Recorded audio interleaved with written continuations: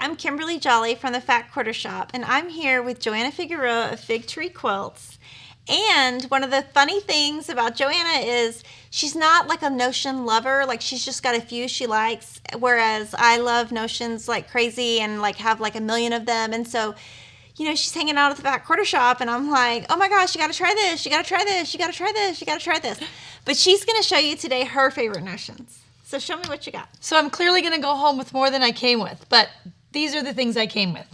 For applique, there's kind of my little set of stuff that I do, and I do the freezer method of applique with starch. And so I start off with like heavy duty starch. And you said it had to be aerosol. Yeah, so the aerosol, it kind of, it comes out all like as a foam, and then you kind of wait until it comes down. I've tried some of the ones that are less strong, and they just don't have the same effect for me, so I kind of stick with this one. There's probably others that work well also, but that's kind of my go-to. And I literally, I use it in there, and I spray it out into the cap and wait until it defoams to use it. And then for me, for applique, I use just like a really simple little craft brush, and it almost doesn't matter what it is. If you have one with longer bristles, if you find one, you can literally just like cut them off so that they're just short and kind of, tough. Stubby. Because you'll be using that to basically paint that starch around onto your seam allowance.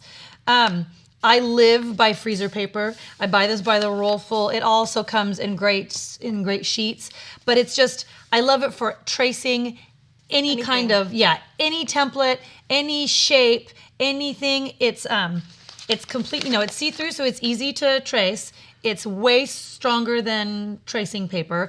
I double it up for my applique, so I put one piece on top of another, and I press it together to make it stronger. More like a template. Yeah, right? Exactly. And it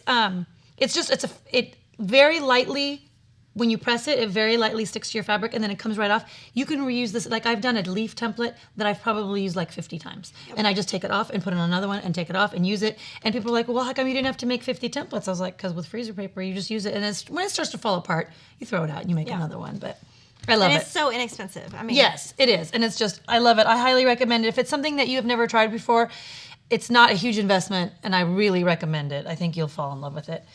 So that would be for also for applique. A thin permanent marker, and you could probably also use like a micron pen for the same kind of a thing, but it has to be permanent if you're using it for starch, because it's going to touch water, or it's going to touch the starch on there. And so if you use a regular pen, it'll bleed onto your fabric. So it has to be this, and you really want it to be thin, because if you use the fat ones, which, I mean, we have a lot of those too, but your line's not going to be very accurate. So that's kind of to start, and then, oops, look at that, it's dripping onto our set. And so I love Roxanne's glue-based it, and I've tried different glue-based products like those little sticks and stuff, and I know that some people swear by those.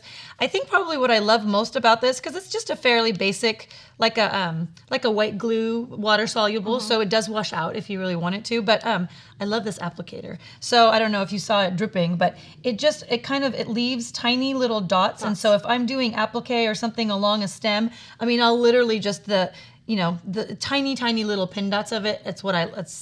Probably that applicator and when I'm done using it, I always put a pin, like a long pin in it, and I go up and down a couple times. And there's all kinds of like little widgets and things that you can like stick in there. I haven't had the best luck with those because they rust sometimes. But I go, several times with the pin, and that usually clears it out for me. So I love that.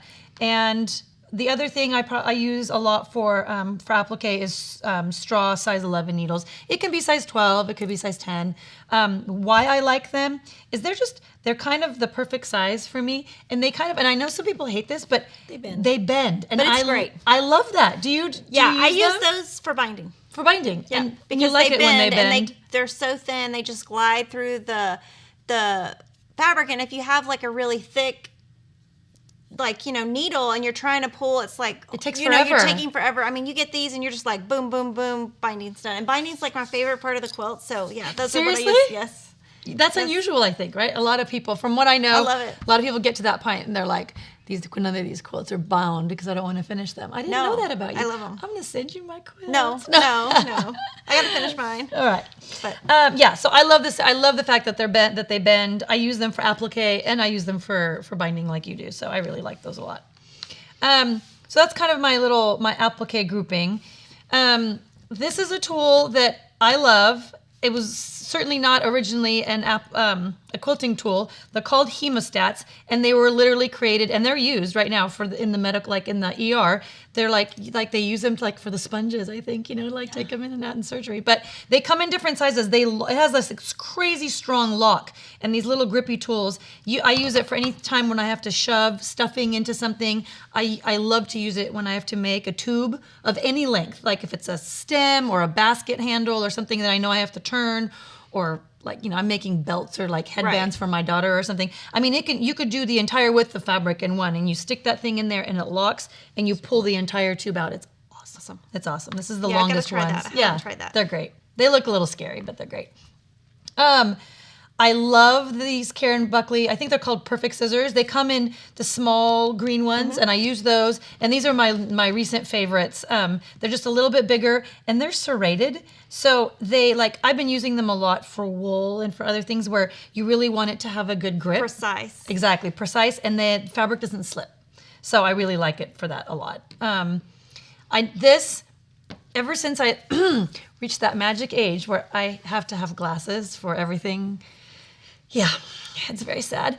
I don't go anywhere without it because I could not, to save my life, thread a needle. And especially with the size 11, I mean, they've got a little tiny head, and so you're like trying, so it's so much better to have that. Yeah. So I love this guy, and I mean, you literally, you put the thread through here, you push this little button, and when your needle's down there with the eye, I don't know, I have no idea how it does it. But it does it, though. It catches it when you bring it out. It's like there's a little loop, and you just pull it through. Yeah, it's awesome. And I mean, I know that there's like those little simple ones, that you put in, but I like this one so much better. It comes in a couple colors, too, I think. But of course, it's green. And, I'm all about the green. Moving on to needles and pins. My favorite forever, I think, I'm trying to remember, I had two Japanese gals that used to work for me like probably 10 or 12 years ago, and they introduced me to these, and they come in this totally cute little box. They're called Little House pins, and there's 100 of them. There's I don't know how many colors the heads have, like four or five. Yeah. So, of course, they're cute. And I like how they're really thin and they're not too long. They're not too long. These are a little bit longer, so you might use these in a different project than you might use these because they're shorter. Absolutely. And these are I say, these go through like butter. I mean, you use different pins and then you put these through and you're like, oh my gosh, it glides right through. Yep. So I was joking earlier and telling you that these are like the only pins that I'll crawl around on the floor to get when I drop. Yeah. It's like, otherwise we'll just sweep it up. But these, I'll be like, no, I dropped a Little House pin. I'm going to go find it. And the fact that they come in a great little tin doesn't hurt. So those are my absolute long-term favorite. And in the last couple of years, I've also started using these longer ones if I'm trying to pin maybe more things together or something quicker. Baste it. Absolutely. And like you said, they're longer and they're a little bit thicker, but those are kind of my second go-tos. Needles, so those ones that I already talked about, the straw, I use a lot. But recently I've started working with floss and with a couple, with different threads. So I really like these Clover needles because they work beautifully and the eye is really nice and big. So you don't need the threader. I don't need the threader so much, and then also for floss, I have to have something, an option other than those straw ones that I use. And if I'm going to use our new floss collection, then I use it with these. I'm not a big thimble gal. People have always, maybe for a special present we could get you one of those, really fancy ones. I'm like, I don't. But I do like these little leather ones. They come in 3 different sizes. Medium are really the ones that work perfectly for this finger. And I primarily use it for binding because when I'm pushing it through and through and through, I get huge callus right here. And I use it a little bit in applique, but I find that where I'm getting kind of the most, work on my finger is in binding. So I use that. And for me, because I don't do a lot of like girly things, but having a nice manicure is like one of the only things as a mom of 3 kids. Right. It's like the one thing I do for myself. And so it has a little opening right here. So it allows me to have a manicure and still have a thimble. So I use that one. I love the friction pens, and I've heard that there's huge controversies about those. People love them or they hate them, I guess, right? Them. Yeah, I love them. So I have them in a couple different colors. The black is my favorite. I use it for tracing everything. I use it for marking things. I know that sometimes it doesn't have the best results on dark fabrics, and I don't use a ton of dark fabrics, Right. and so that's never really been a huge concern for me. Recently, in the last couple of years, I've started using a lot of the Moda linens and the Moda crossweaves, and those are dark, so I might be a little bit more careful on those. But I love that friction pin, and I don't actually know how to pronounce it. Do you know how to pronounce it? Yeah, it's friction. It is friction? Yeah. Because I thought for a while maybe it was like Frisian, but Yeah. So yeah, I love those.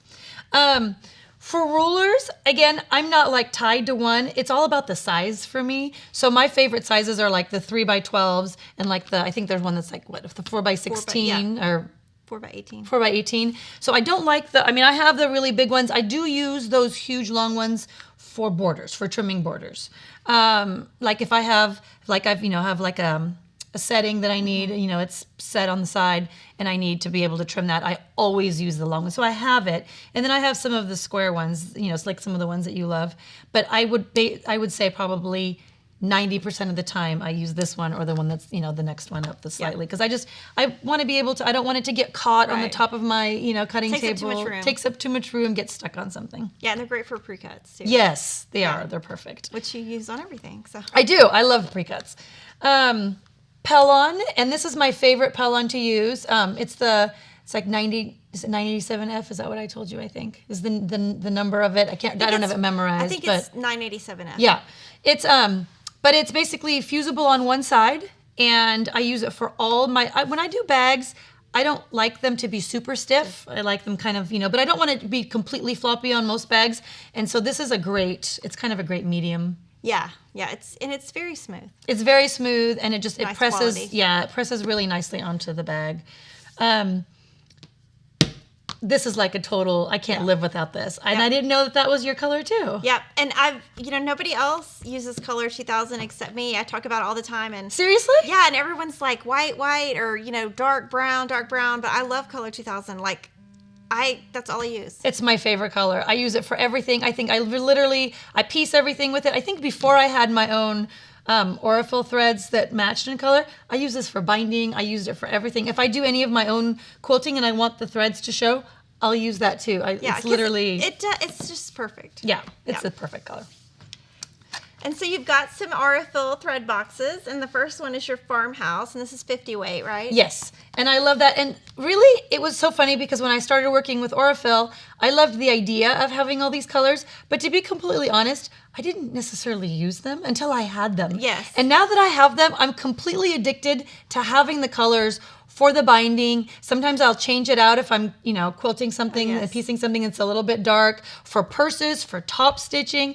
And I would kind of make do before, and I don't know how I did that before because now I'm completely attached to those. And then I have it's a similar color scheme. Yeah, kind of a lot of our favorite colors are in there too. And it's not a complete, so like this has got a black, and it's got a different tan, and there's kind of a couple different mixes in there.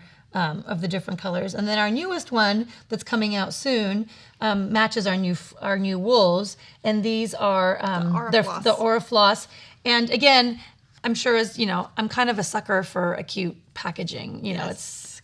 So the fact that these come on little wooden spools instead of just like a floss that's on a loop. Yeah, well, it's so much easier to take care of, like the floss that's on a. It's just you can't store it really nicely. No, I'm totally with you. Much nice. Yeah, nice. So I love the little, the way it's packaged, and the product is great. And I use either 2 or 3 strands if I'm doing some kind of, like a simple applique, and it's on there as a detail. Yeah, I like the 3 strand just because it just really pops nicely. Yes, it's a little bit more texture. Thicker, yeah. More of the thing. And then I think you were asking me which of my pincushions was my favorite.